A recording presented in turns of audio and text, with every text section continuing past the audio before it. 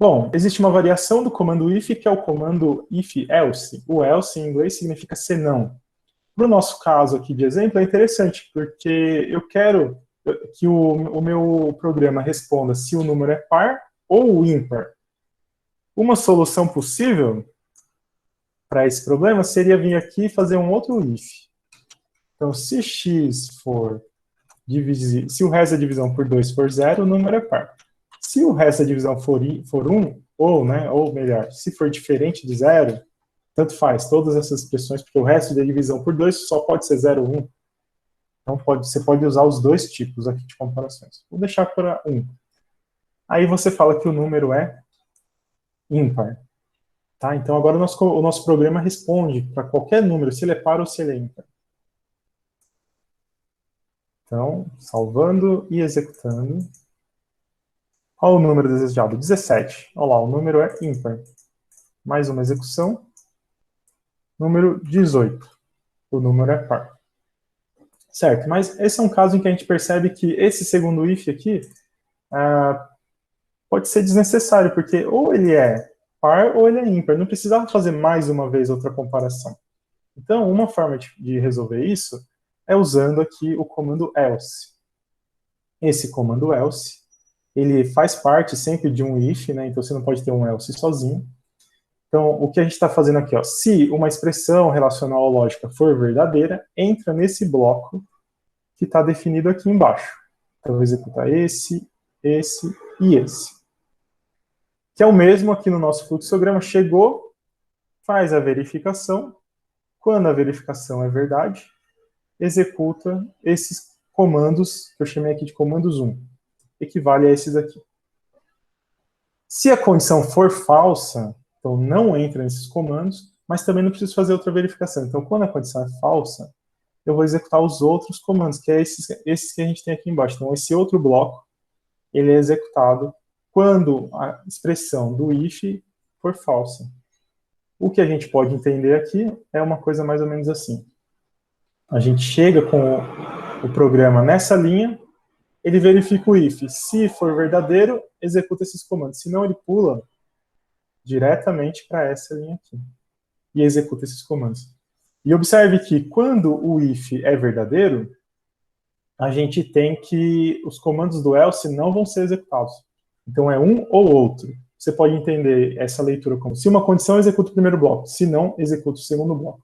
Tá? Nesse caso é exclusivo, você só vai decidir por um bloco ou outro bloco. No caso lá do nosso programa, né, já tinha me adiantado um pouco, no caso do nosso programa, o que a gente pode fazer, ao invés de digitar esse if aqui, então eu vou comentar. Lembrando que em Python todos os comentários são ignorados. Algumas pessoas nos trabalhos têm mandado o comentário aqui embaixo como se fosse uma explicação do trabalho, assim. Esse trabalho realiza... Não, mas não é essa a ideia, não é fazer um relatório. A ideia do dos comentários é você colocar para cada bloco significativo, assim, de comandos, dizer o que aquele bloco está fazendo. Então, você colocaria assim, ó, leitura da variável x. Depois aqui você escreve assim, ó, verifica se x é par. Porque não é tão óbvio quando a gente lê essa divisão de x por 2 igual a 0. Não é tão óbvio que você está verificando se ele é par.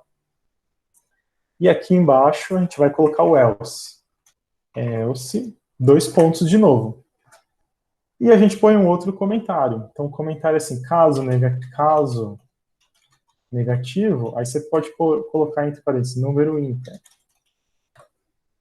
Nesse exemplo, a gente tem o print já dizendo, né, o que é par, o que é ímpar, mas pode ser que não fosse exatamente essa lógica. Talvez por ser par você tome uma decisão, por ser ímpar você toma outra decisão. Os comentários servem para você ler rapidamente o código de uma forma mais intuitiva, tá bom? Então, se o número é ímpar, esse else aqui. Lembrando que o comentário ele pode vir aqui, poderia vir aqui também, o que for melhor para facilitar a sua leitura. E aí você tem a impressão do número ímpar. Tá? Então, suponha que nesse meu bloco de comandos, eu tenho mais coisas para fazer depois de só dar um print. Se eu tiver mais coisas para fazer, necessariamente eu preciso pular a linha. E aqui embaixo eu vou imprimir fim e depois eu vou imprimir o valor de A, para a gente ver, né? Porque se entrou nesse aqui, o valor de A tem que ser 6. Se entrou nesse aqui, o valor de A é 10. Então, o valor de A é igual, eu vou usar o meu string formatter aqui de novo, formate A. Tá? Então, vamos primeiro executar esse caso. O número desejado é o 21. E aí, o 21 é ímpar e o valor de A é 10. Então, quer dizer que ele executou esse comando e depois esse comando. Esses aqui foram ignorados. Enquanto que se eu colocar um número par, então vou tentar o próprio 2, aí falo 2 é par e o valor de A é igual a 6. Então, executou esse comando e esse comando. Se por acaso eu quisesse apenas um comando, então eu poderia vir aqui, comentar esse cara, e aí eu posso colocar na mesma linha. É um pouco difícil de ler, eu vou tirar esse aqui. E eu vou tirar esse print, eu já explico por quê. Tá? Então, para ficar um pouquinho mais fácil de ler, a gente tem esse comando aí, que verifica para a gente se o número é par, imprime esse bloco. Então está na mesma linha, só que eu não posso fazer outros, eu não posso depois colocar outro em outra linha aqui, tipo, A recebe 2 mais 1. Não, qual que eu tinha colocado? Era... Se eu tentar fazer isso, o Python vai dar um erro. Tá vendo? A indentação não esperada. Mas por que foi o erro? Porque eu tentei continuar o bloco.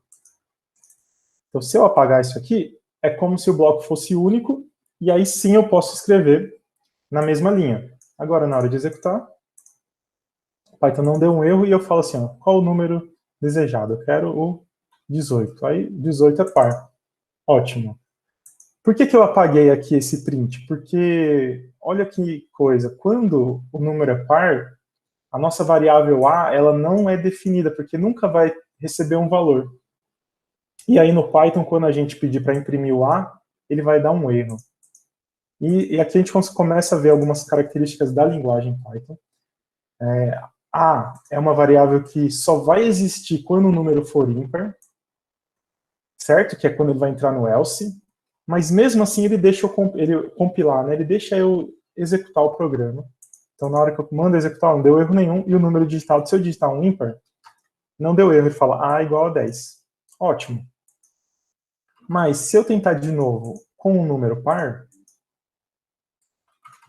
aí ele fala, dá um erro aqui e fala A não foi definido. E vai acontecer isso bastante com a gente ao longo do tempo, que você às vezes tem uma condição que faz com que algo errado aconteça, mas se essa condição nunca for atingida, esse algo de errado não vai dar problema e você nunca vai chegar nesse erro aqui. Então, que nem nos nossos trabalhos, se você esquecer de algumas situações, pode ser que lá no sistema dê erro, mas o seu computador não está dando erro, aí você vai ficar confuso, mas lembre-se, no Python, ele só dá erro quando ele entra na linha que está errado. O que está errado aqui? O que está errado é que o A não foi definido e a gente tinha que ter lembrado disso aqui, colocando um valor para, pelo menos, né, colocando um valor para A aqui, A igual a 0. Aí significa que, ou melhor, 2 mais 4, né? Significa que se for um número par, o A ficou com 2 mais 4. Mas se ele for um ímpar, a gente altera o A para 10, que era o mesmo que a gente tinha antes. Então agora sim a gente pode fazer essa lógica com o número par, ó, o A igual a 6, e com o número ímpar, o A igual a 10. Tá? Então, lembrando disso aí, se a gente não usou a variável, a gente não pode pedir para imprimir uma coisa que a gente não usou.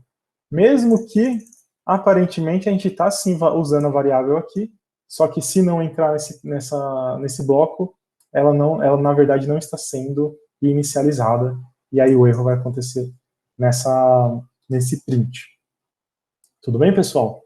Então, com o tempo a gente vai entendendo, e aí sempre que tiver esse erro, você volta, verifica, esqueci isso, ou não considerei aquilo, e o Python também te dá umas dicas, né? O interpretador vai falar o que está acontecendo, mas às vezes pode ser difícil.